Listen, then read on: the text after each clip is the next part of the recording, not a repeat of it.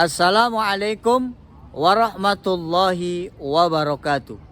Salam sehat, salam sukses, dan salam bahagia untuk seluruh Sobat SR dan para pemirsa dimanapun Anda berada.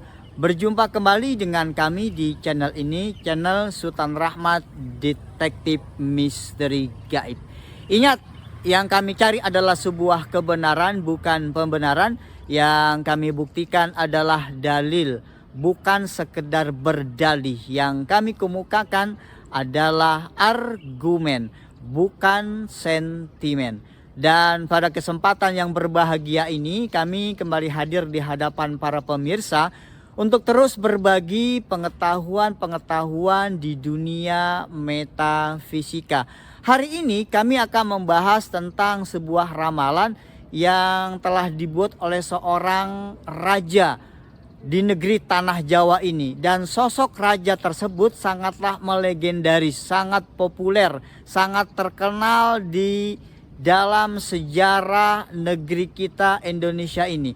Bagi masyarakat Jawa, ramalan-ramalan yang telah dibuat oleh raja tersebut ini bukan hanya sekedar sebuah ramalan, sebuah tulisan tangan, tetapi merupakan sebuah ramalan yang memang itu bertuah. Bahkan beberapa ramalan-ramalan yang telah dibuat oleh raja tersebut ini telah terbukti kenyataannya. Siapakah sosok dari seorang raja yang dahulu pernah membuat ramalan yang ternyata ramalan-ramalannya ini terbukti pada saat-saat sekarang ini? Ya, dia adalah raja dari daerah Kediri yang dikenal dengan Prabu atau Raja Jayabaya. Sebenarnya siapakah sosok Raja Jayabaya ini atau Prabu Jayabaya ini? Nah, Prabu Jayabaya atau Raja Jayabaya ini sebetulnya adalah salah satu raja yang pernah berkuasa di daerah Kediri. Dia adalah seorang raja yang arif, yang bijaksana, yang adil. Bahkan beliau adalah seorang raja yang sosoknya ini pandai dalam ilmu sastrawan, pujangga. Bahkan bukan sekedar itu saja. Raja Jayabaya ini orang yang memang sering melakukan meditasi, melakukan tafakur tentang alam semesta, tentang jati dirinya. Memang sulit ya bagi kita untuk dapat melacak jejak rekam dari sang raja tersebut. Tapi bagi para sobat, bagi para pemirsa yang memiliki pengetahuan intuisi, Anda akan dapat mengetahui tentang jejak rekam dari Raja Jayabaya tersebut. Kalau kita lihat di dalam sejarah Nusantara, negeri kita ini Raja Jayabaya adalah raja yang memang hidup pada tahun 1135 sampai dengan berkuasa 1159. Jadi sekitar 24 tahun Raja Jayabaya ini berkuasa menjadi raja di daerah Kediri sana. Bahkan di dalam catatan sejarah dan bukti-bukti prasasti yang ditemukan di daerah sana, ini beliau termasuk raja yang ketiga.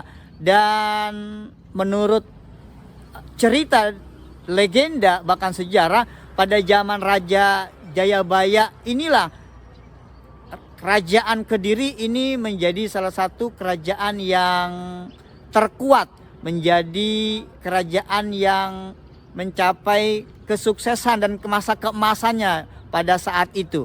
Nah, lalu para sobat dan para pemirsa, ramalan-ramalan apa saja yang telah dibuat oleh Prabu Jayabaya tersebut yang ramalan itu akhirnya terbukti sampai dengan saat ini? Kita akan coba bahas setelah jeda berikut ini.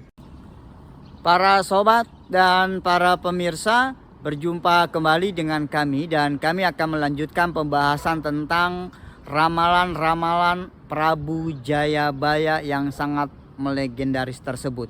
Memang di dalam masyarakat Jawa, orang-orang sering menyebutnya ramalan Prabu Jayabaya atau Raja Jayabaya ini disebut dengan Jangka Jayabaya. Memang banyak sekali ramalan-ramalan yang ditulis oleh Prabu Jayabaya tentang Nusantara, tentang negeri kita Indonesia pada saat itu.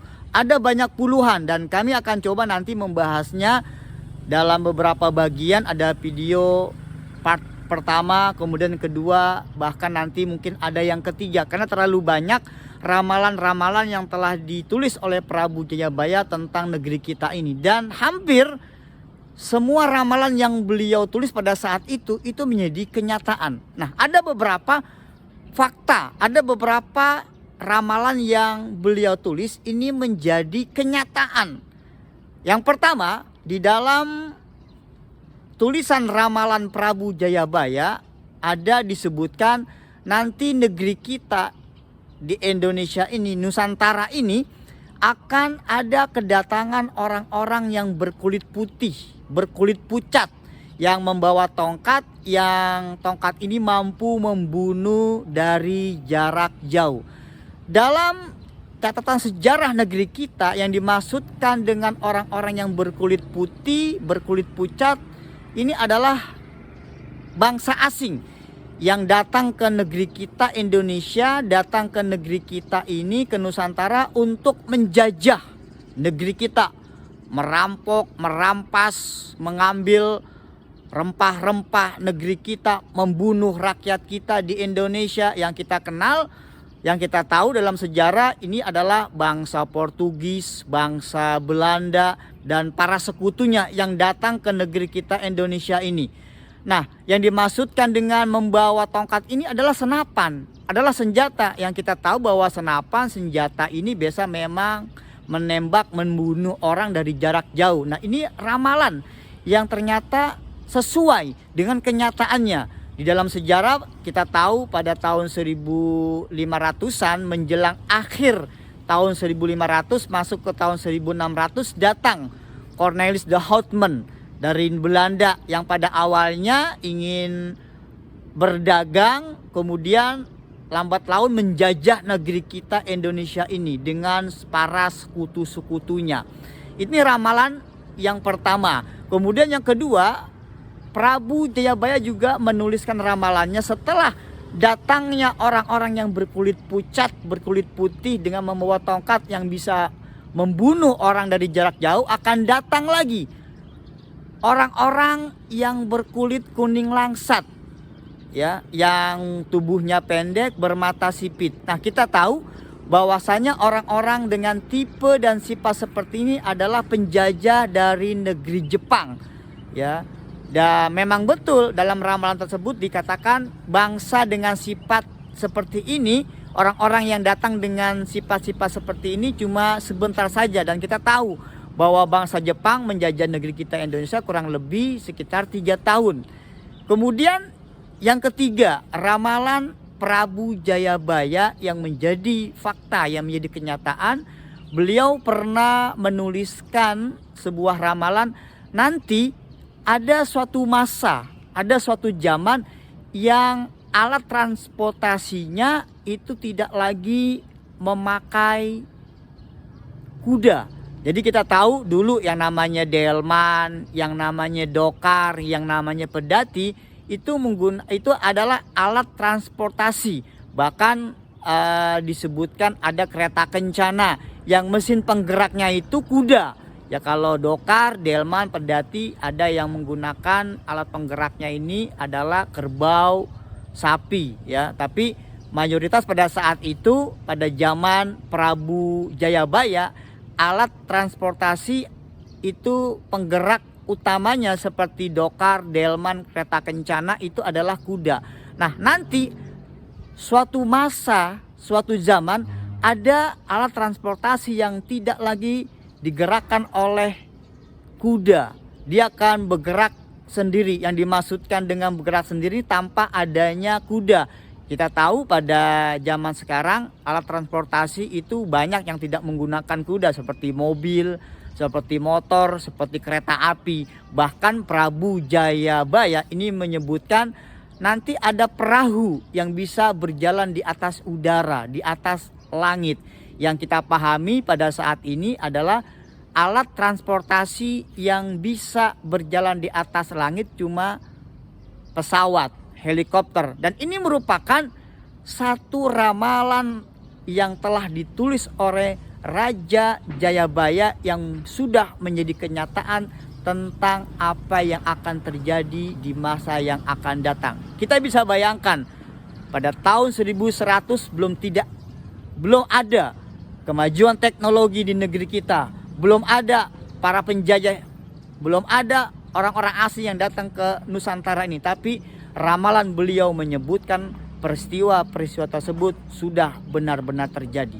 Dan masih banyak lagi ramalan-ramalan beliau dari Sang Prabu Jayabaya tentang Nusantara ini yang beliau tuliskan dan sudah banyak terjadi kenyataannya. Kita akan coba bahas nanti pada video-video selanjutnya tentang misteri ramalan Prabu Jayabaya. Selamat beraktivitas, salam sehat, salam sukses untuk kita semua. Wassalamualaikum warahmatullahi wabarakatuh.